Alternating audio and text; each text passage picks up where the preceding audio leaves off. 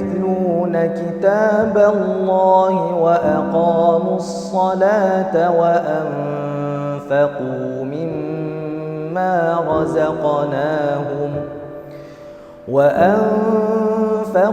مما رزقناهم سرا وعلانية يرجون تجارة لن تبور ليوفيهم أجورهم ويزيدهم من فضله إنه غفور شكور.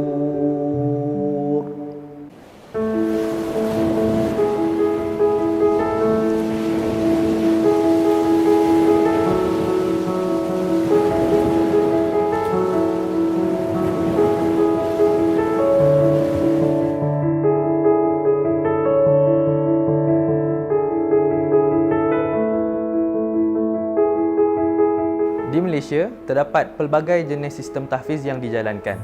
Tetapi di Madrasatul Quran Ar-Ridha, madrasah ini memilih sistem Deobandi sebagai sistem yang dipraktikkan ataupun dilaksanakan bagi para pelajar tahfiz lelaki dan perempuan di sini. Sistem ni sebenarnya satu sistem yang mantap. Sebab apa? Sebab sistem ni disediakan bermula daripada peringkat yang paling rendah. Jadi semua orang yang belum pandai membaca Al-Quran pun boleh turut serta dalam sistem ini, kerana sistem yang dipraktikkan di madrasah ini bermula dengan satu tahap yang dipanggil Nadhirah. Peringkat Nadhirah ni adalah sebuah peringkat di mana para pelajar akan diajar untuk membaca Al-Quran bermula daripada Iqra' dan sehinggalah pelajar tersebut berjaya membaca Al-Quran dengan baik. Dan peringkat ini akan diajar kepada semua penuntut, bertujuan untuk memastikan para pelajar kita mempunyai satu tahap bacaan yang baik dan berkelayakan untuk terjun ke dalam bidang dunia menghafaz Al-Quran. Apabila para pelajar itu telah diuji bacaannya dan kita telah berpuas hati dengan tahap bacaan yang dipersembahkan, maka kita akan benarkan pelajar tersebut untuk mula menghafaz, dan kita akan mulakan dengan beberapa surah pilihan. Dan kebiasaannya kita akan pilih 5 surah yang popular untuk dihafal, antaranya surah Yasin, Al-Mulk, Sajadah, Ad-Dukhan dan Al-Insan. Sebelum pelajar tersebut, kita minta untuk menghafal juzuk amma, juzuk 30, bermula daripada surah An-Naba sehingga selesai surah An-Nas. Maka apabila pelajar tersebut telah berjaya menghafal 5 surah beserta dengan juzuk 30, maka pelajar tersebut akan diuji hafazannya. Lalu kita akan naikkan lagi ke satu peringkat di mana pelajar tersebut akan mula menghafaz Al-Quran bermula daripada membuka surat hadapan, iaitu daripada suratul Baqarah, sehinggalah akhirnya akan selesai hafalannya di juzuk yang ke-29. Syahadah ni maksudnya ujian. Pelajar tu akan baca 30 juzuk dalam satu hari atau 2 hari atau 3 hari, ikut pada kemampuan dia. Jadi kena baca dalam, contoh kalau ambil satu hari, dia kena baca pagi sampai malam tu, kena selesaikan 30 juzuk dengan minimum kesalahan 10 kali. Jadi kalau dia lebih daripada 10 kali, anda kata dia kena ulang balik ujian tu. Jadi biasanya kalau pelajar ni nak berjaya duduk ujian tu, dia kena ulang.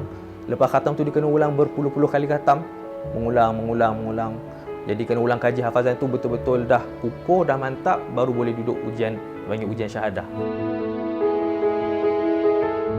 Semua madrasah dia ada target masing-masing, tapi kalau Madrasatul Quran Ar-Ridha, kita letakkan untuk pelajar tu selesai daripada peringkat Nadhirah, peringkat membaca tadi, sampai dia boleh khatam 30 juzuk dalam tempoh 3 tahun lah insya-Allah. Kemudian kita akan persiapkan dia untuk ke ujian syahadah, dan biasanya ujian sebelum pelajar tu berjaya menduduki ujian syahadah ni, kita akan letakkan sasaran 25 kali khatam. Jadi mungkin akan ambil masa dalam 4 hingga ke 5 bulan mengikut kemampuan pelajar tersebut, dan kita akan uji dulu hafazannya. Kalau kita rasa dia dah bersedia untuk ujian syahadah, kita akan hantar dia untuk menduduki ujian syahadah, di mana kita akan lihat pelajar tu baca Al-Quran dalam tempoh 1 atau 2 ataupun 3 hari. Biasanya hala tuju selepas tahfiz ni tergantung kepada pelajar tersebut dan juga ibu bapanya lah. Dan kalau pelajar tersebut setelah selesai ujian syahadah ingin meneruskan pengajian dalam peringkat SPM dan juga ingin melanjutkan pengajian ke universiti dan sebagainya, kami Madrasatul Quran Ar-Redha ada rangkaian dengan beberapa sekolah di sekitar Johor Bahru bagi pelajar yang berminat untuk melanjutkan pengajian di peringkat SPM. Lalu kemudian daripada SPM terserahlah kepada pelajar tersebut untuk melanjutkan pengajian ke kolej, ke universiti dan sebagainya. Adapun yang masih ingin memantapkan ilmunya dalam pengajian bidang tafsir dan bahasa Arab, pengajian berkitab, kami juga ada menyediakan link ataupun rangkaian ke madrasah-madrasah yang menyediakan pengajian berkitab. Sebenarnya kita sebagai ibu bapa, kita tak inginkan selain daripada anak kita menjadi orang yang berjaya di dunia dan di akhirat. Dan kalau boleh kita nak anak-anak kita ni menjadi aset kita di akhirat sana. Dan memang telah jelas dalam firman Allah dan hadis-hadis Nabi bahawa ibu bapa yang mempunyai anak yang hafal Al-Quran ni di akhirat sana akan dimahkotakan dengan mahkota kemuliaan dan dihiasi dengan pelbagai hiasan. Jadi andai katalah kalau anak yang hafal Al-Quran pun ibu bapanya diganjarkan dengan macam-macam, apatah lagi ganjaran yang akan dapat kepada anak yang menghafal Al-Quran tu sendiri.